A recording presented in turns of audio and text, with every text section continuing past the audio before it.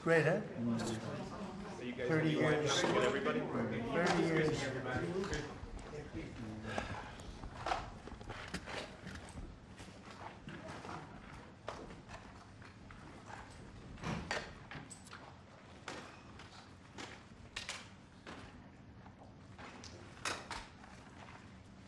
Well, thank you very much, and I'd like to ask Caroline, who's become very famous, big star, and she has a person who's a colleague of hers, a friend of hers, and that she has a lot of respect for, who comes from the area and knows exactly what's happening. Caroline, could I ask you to say a few words? Yes, sir. Here we have Hariana, who is from the continent of Africa. She's been a reporter here in the United States for many years, and she has a story to share with the press, with the media, and with these two fantastic leaders who have joined you today. So, Hariana, please. Why don't you come up here and talk so they can see? Sure.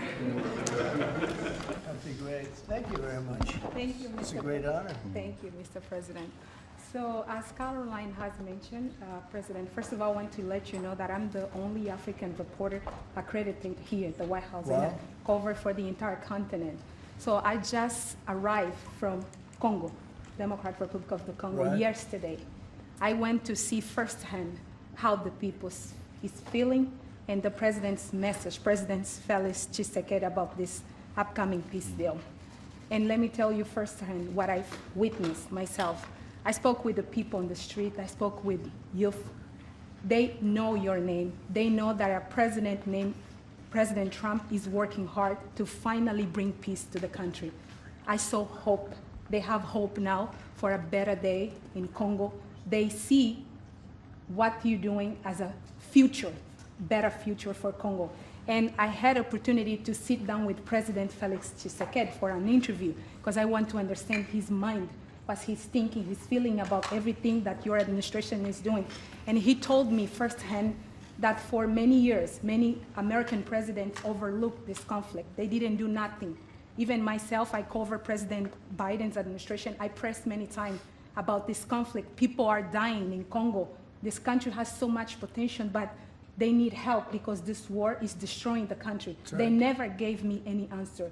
And he told me, President Tshisekedi, that he's you have no idea, he's very thankful for what you're doing, for what your administration is doing. Not only him, the entire Congolese people, they see that finally they will have hope. And President Tshisekedi also mentioned at the end of my interview that when peace finally comes to the Democratic Republic of the Congo, he's thinking to nominate you as a Nobel Prize Peace because he said you deserve, you have been working to bring peace in the world, not only at the Congo, and he's very hopeful to meet you in the future. That's so nice. Boy, and that's so beautifully stated. And Caroline said, number one, she did say, and I shouldn't say this because it's politically incorrect, she said, she's beautiful, and you are beautiful. Okay? I'm not allowed to say that, you know, that could be the end of my political career, but I said it anyway. But you are beautiful, and you're beautiful inside. So I wish I had more reporters like you. So you covered Africa for a long time? Yes, for over 10 years. Wow. I cover even your first administration. Yes, I know that. That's great. Well, thank you. That's so nice that you said that. You. Appreciate it. And I have one more question, yes. Mr. President. Since we know in July or in the future, both President of Rwanda and the Congo will be coming to the United States. In Africa, President João Lourenço, the president of Angola, he is also the leader of African Union. Good. He worked very hard to bring peace, but unfortunately... Let's get him here. Yes, that's okay? right. Would you invite him for me? Of course. Okay? Of course. No, we'll have. I know that he works very hard, and he's the head of essentially the union. So the union all over Africa, not the kind of union that we have. This is the union all over Africa, and I'd love to have him, so you'll let him know. Of course, okay? Mr. President. Thank you very much. Thank you, good. Mr. Now you go back to where you belong, Sure. right? That's great. That's a great job. It's real knowledge and real heart, too. Congratulations. Okay. So we're here today to celebrate a glorious triumph, and that's what it is, for the cause of peace.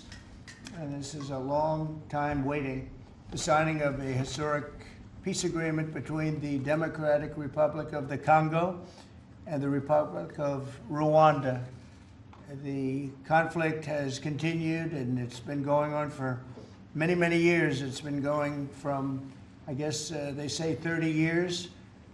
The Great Lakes region of Africa for a long time, and maybe even time before that. How is the Great Lakes region? Must be beautiful, right? Beautiful, beautiful region, but they had a lot of war, right? A lot of fighting, a lot of death. It's displaced countless people and claimed the lives of thousands and thousands. But today, the violence and destruction comes to an end, and the entire region begins a new chapter of hope and opportunity, harmony, prosperity, and peace.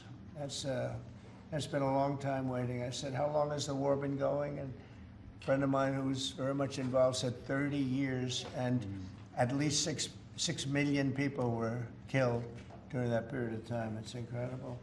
And somebody said that was actually, it's the biggest war on the planet since World War II. So it's a shame, but we're going to bring it to an end. I want to express my gratitude and congratulations to the representatives of the Democratic Republic of the Congo and the Republic of Rwanda, who signed this pivotal agreement a short time ago. They just signed right in front. And let me also thank Secretary of State Marco Rubio, who has worked very hard on this subject, and we've worked on it together, for his outstanding leadership, as well as Senior Advisor for African and Africa Affairs, Masad Boulos, who's, as you know, spends a lot of his time in Africa, and he's very comfortable there. I said, were you at all uncomfortable with all of the turmoil and all of the killing? And he said, no, I wasn't uncomfortable, and that's what you need. You need somebody that's going to be able to get. So, Masad, I want to thank you very much for the job you've done. Amazing guy, actually.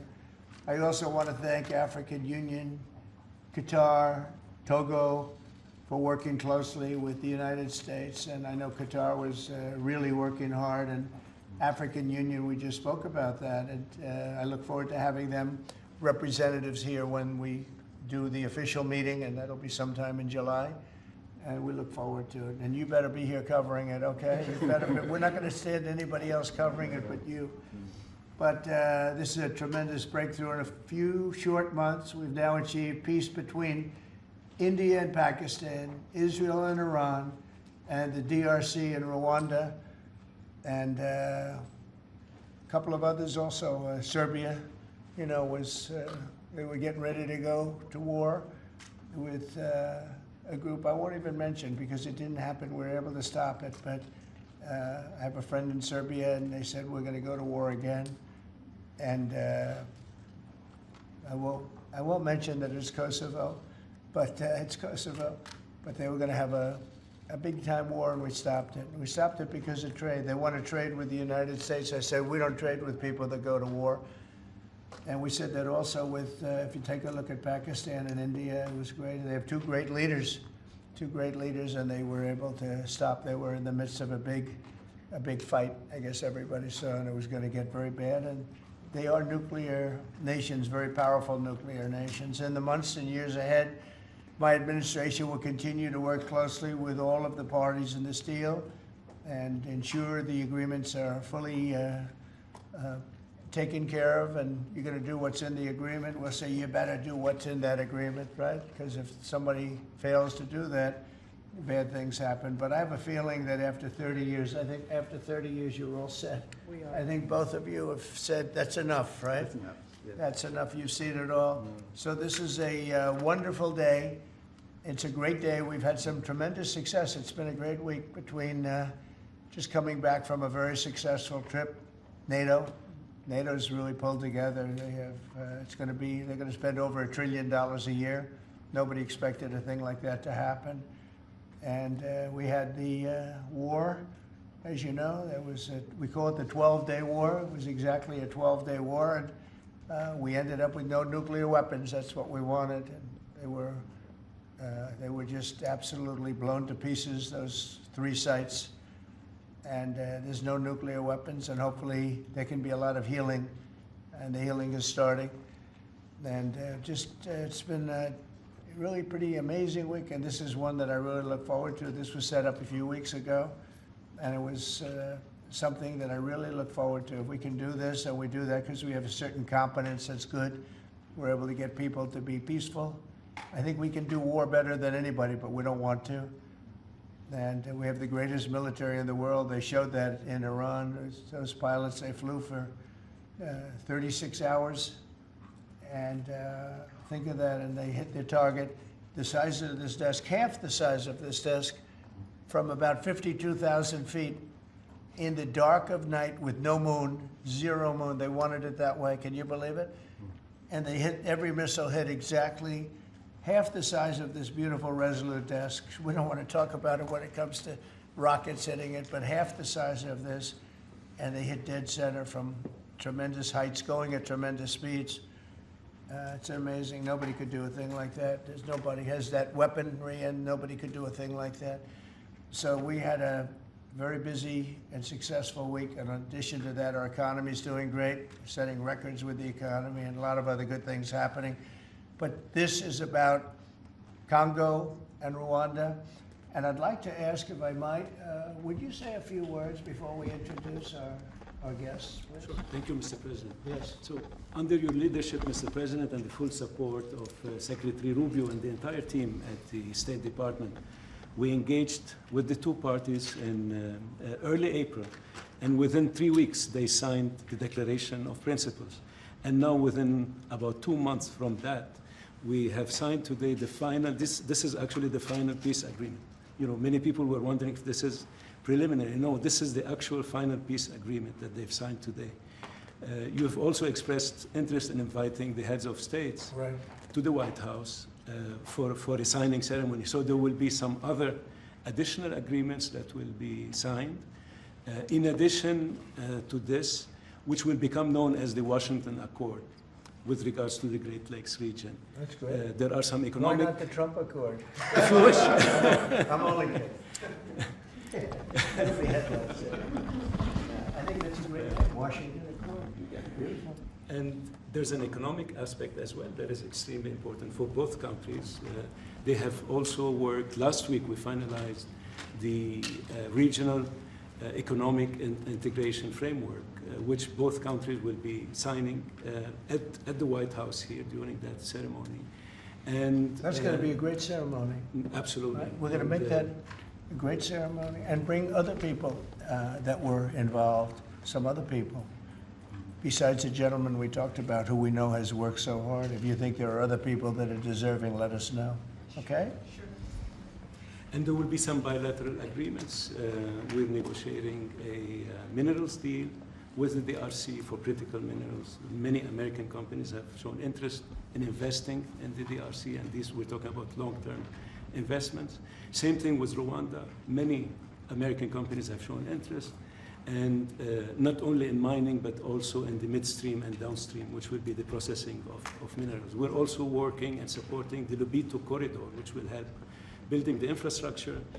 Just 2 days ago, the United States signed and supported a project of $1.5 billion for electric transmission from Angola to the DRC. And there are many other projects of that nature lined up. So we will be, under your leadership, Mr. President, we'll be working with the two countries very closely and with the support of Qatar to make sure that this agreement is implemented.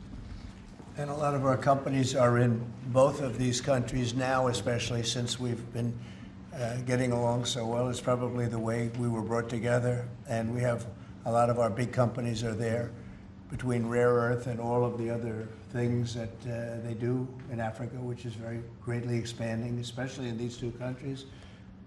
You have earth, they consider it to be about the best in the world, actually, I've heard.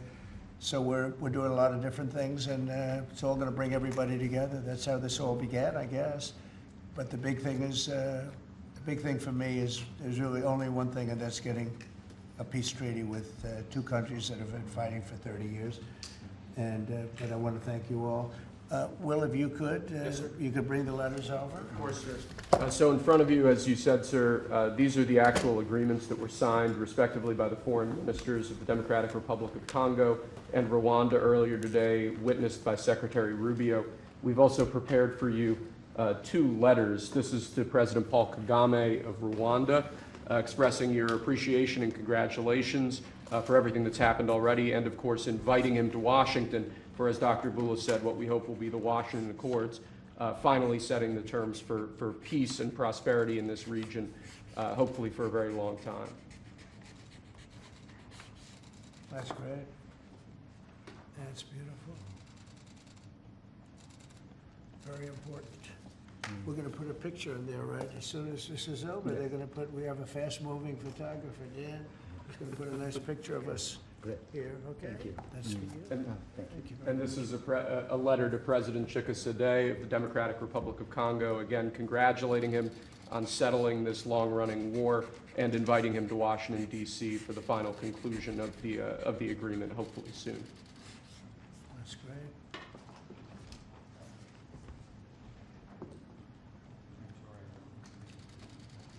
That's right.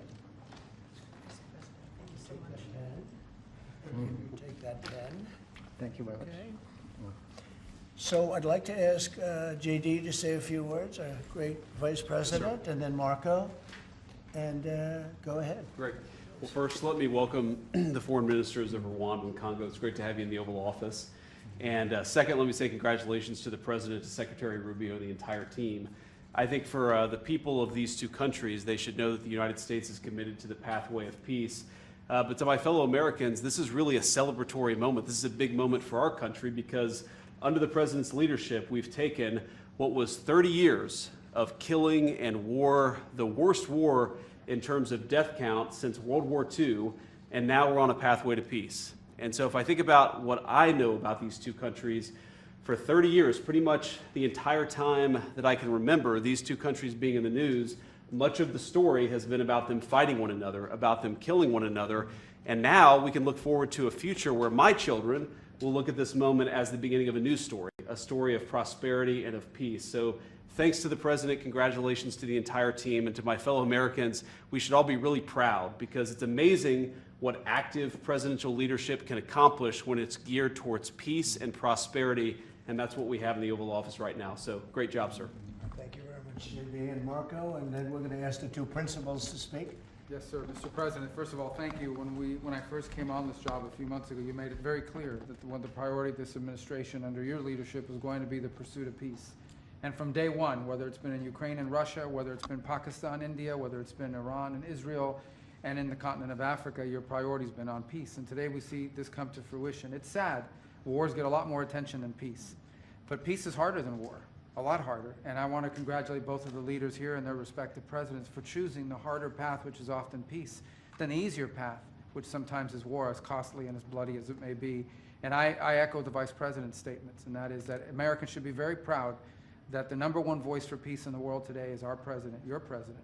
And so thank you, President Trump, and I want to, again, recognize Dr. Boulos and the work he's put into this from day one. He's really put a lot of time and effort, and as our friends from the respective countries can share with us. And last point, I do want to thank, you've done this already, but the African Union, Togo, and Qatar, who have been extraordinary partners and whose help we're going to need to continue to receive in order to bring all this to fruition. So congratulations to both of you, and thank you, Mr. President. Thank you. Great job you've done. Do you want to start? Either way, would you like to start? Ladies first, maybe. Okay. Thank you so much. Thank you Again, very much. thank you so much, Mr. President, for having us here. I think I can summarize my contribution in 3 main points. First of all, thank you and congratulations indeed for this remarkable milestone, which is putting an end to 30 years of conflict and of suffering, and which is redefining the perspectives that millions of Congolese and of citizens of the greater Great Lakes region will have. The second point is stay committed, stay on board.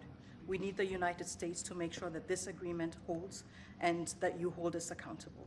And the third point is, if you stay on board, I think there are so many perspectives that we can transform our partnerships through and that can usher in an era of prosperity, of growth, and of shared bilateral relationships that go well beyond the challenges that we've shared together, and that can at least, or finally, focus on the potential and of the wealth that we can share. So again, our heartfelt gratitude to you on my behalf, but more importantly, on behalf of the people of the Democratic Republic of Congo. Thank you so much. Beautifully spoken, and I look forward to seeing your leader. They will, highly respected person, as you know. Indeed. Highly respected all over the world, but in Africa in particular. So sometime in July, we'll do something, big ceremony. We look Okay? forward to it. Thank you so very much. Please. Thank you very much, Mr. President. This is indeed a historical day because it's the signing of a peace agreement between Congo and Rwanda to end a conflict that has been going on for 30 years. And there has been many mediation, facilitation in the past, but none of them succeeded. And we believe that it's because of your leadership and your steadfast commitment to this process, with also a new approach of economic integration, regional economic integration, which is important to allow Rwanda and DRC working together, because this is a very rich region with cross-border trade, with minerals, with natural wealth. So with the US standing side by side with Rwanda and DRC, we believe that we will achieve a long-time peace. And we also believe that, as my colleague from DRC stated, it's important for the United States to stay committed, because today we signed, but now we need to implement what we have signed in order to open this new era you were talking about of prosperity, so that we can reap the economic dividend of peace. So for this economic integration framework to be implemented, it's important for the US to accompany the parties to implement what we have signed, because in the past we have signed so many agreements that were not implemented. And we are really, we believe that with your leadership, with the involvement of the United States administration, we will reach that goal. So thank you very much, Mr. President. Well, this will happen definitely. I can reach over. Do you want to just press them over to me? Sure. Let me have them. And I just wanted to give you each. These are your signed agreements.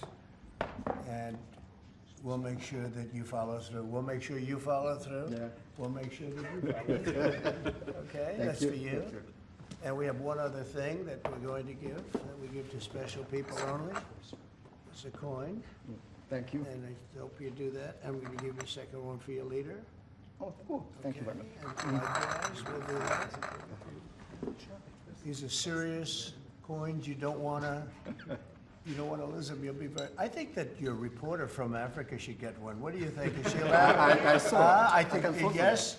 Are the reporters okay with it? Brian, yes? Darling, that's for you. Okay? You did a fantastic job. Thank you. And I heard you do a great job in covering everything. Thank you.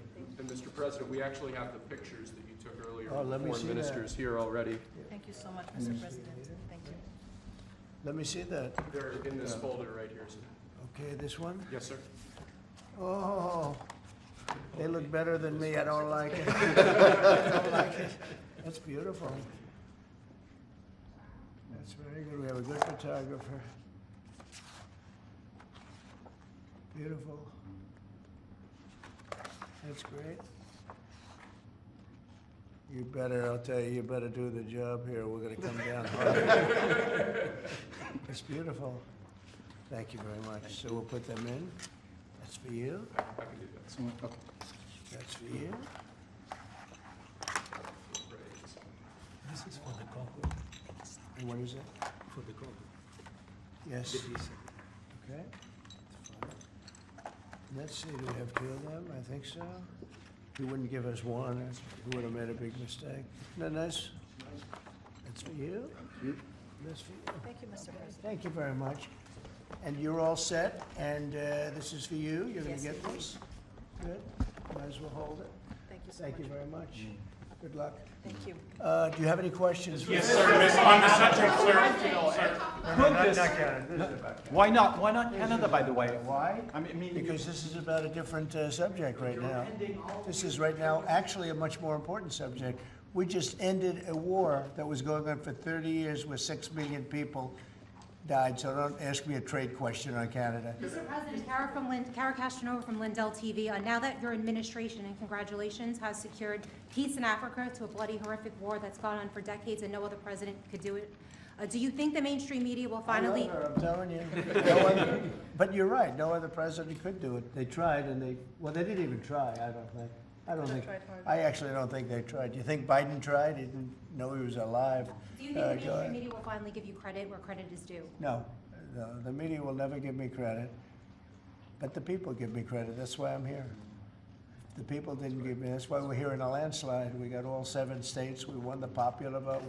So the media won't give me credit, but the people give me credit. That's more important to me. You're going to go down as a peacemaker. You're also going to go down with the president who had 0 border crossings in May. You secured the border most than anybody's ever done.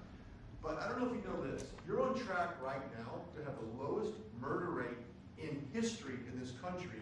And I think a lot largely go to the fact we closed down the border. Did you want to comment on that? You might go down as the lowest murder rate in U.S. history. Yeah, I saw that the other day, and it's an honor. I mean, and that's really even better because, you know, we've taken a lot of illegals into the country through Biden, through the Biden administration, that are murderers, 11,888 to be exact.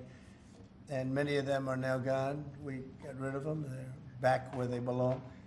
But so it's a great honor. You know, if you took that out, it would be, the numbers would be even better. They've created a lot of problems.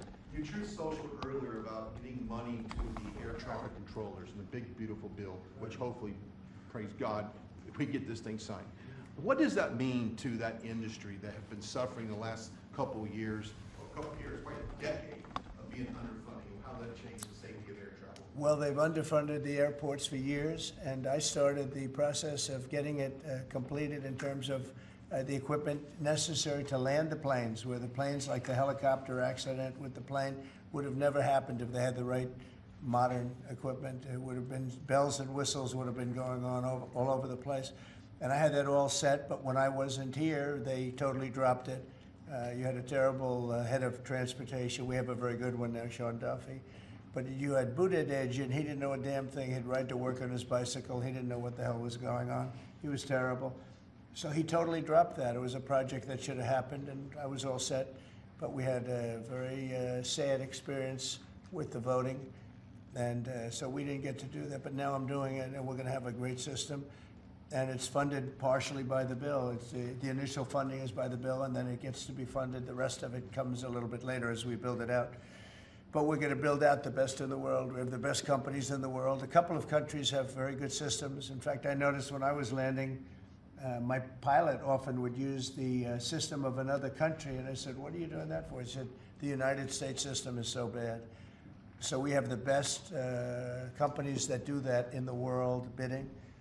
You have Raytheon, you have IBM, you have a lot of different companies bidding, and we'll get the best one, the best system for the best price.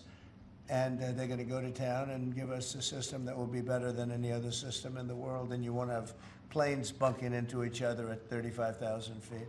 Mr. President, on the subject of peace deals, Yeah. how close are you and your administration to a deal in terms of Gaza ceasefire right now? Often asked, and I think it's close. I just spoke with some of the people involved. It's a terrible situation that's going Gaza, he's asking about. And we think within the next week we're going to get a ceasefire. And we're supplying, as you know, a lot of money and a lot of food to that area because we have to, I mean, you have to. We're, in theory, not involved in it, but we're involved because people are dying. And I look at those crowds of people that have no food, no anything, and, you know, we're the ones that are getting it there. Some of it's being taken by some bad people, you know, once you give it and you give it out, and they're supposed to be taking care of the people, and they end up stealing the food and selling it. But we have a pretty good system now, but so we're helping with that. You see the lines of people that just get one meal, essentially. But it's too bad. Other countries aren't helping out. Nobody's helping out. We're doing that because I think we have to on a humanitarian basis. Like this, we didn't have to get involved in Africa, but we did because we thought it was, I mean, I've been reading, like JD said, he's, you know, from much of his life, he's been just seeing this, about this brutal war. And it actually got a lot of publicity because of the level of brutality, right? It was, nobody's ever seen anything like it. And to be involved in that, I mean, I consider this the most important of my conferences today. We just had a great Supreme Court victory today, and everybody would say that was big, but you know, we're talking about saving thousands and probably millions of lives here. This is more important than anything. So it's great, but we're working on Gaza, trying to get it taken care of. And again, you know, a lot of food has been sent there, and other countries throughout the world should be helping also. And on another conflict that I know you've been working on, sir, is it true that you have reached out with a letter to North Korea's Kim Jong-un? Well, if there is a conflict, I get along with him very, very well, and we'll get the conflict solved with North Korea. I've had a good relationship with Kim Jong-un, and I've gotten along with him really great, so we'll see what happens. But somebody's saying there's a potential conflict. I think we'll work it out if there is. It wouldn't involve us, but again, we're very far away from a lot of these places that we're solving problems with. But I enjoy doing it, I like doing it, and it's the right thing to do, and we have an ability to get it done, so we're solving things that we didn't have a lot to do. Serbia, Kosovo, I told you, we solved a potential disaster. I can tell you that some of the countries that you're not going to hear about, but some countries that were ready to go to war with their neighbor are not going to go to war with their neighbor, and that's a great thing. We have a number of them.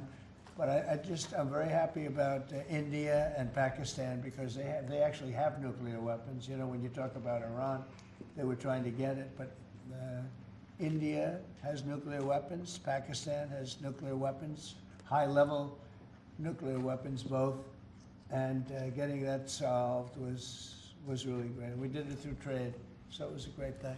Mr. President, when it comes to nuclear weapons, Mr. President, are you concerned that the Iranians may have some enriched uranium at Pickaxe Mountain? No. The last thing they're thinking about right now is enriched uranium. They're not thinking about what they want to do is they want to get back to life, and they do want to meet me, and we'll do that quickly. We're going to do it quickly. We'll have a meeting. They said this morning that they don't want to meet with the U.S. Were they telling Well, you something different in private? They may say that to you. Don't you think they want to meet me? Don't you think we have sanctions on there that they can't do anything? Wouldn't you think that they want to meet me? I mean, they're not stupid people, but they went through a lot, and they suffered, and so did Israel. Israel suffered greatly. It was a nasty 12 days, and yeah, we'll see.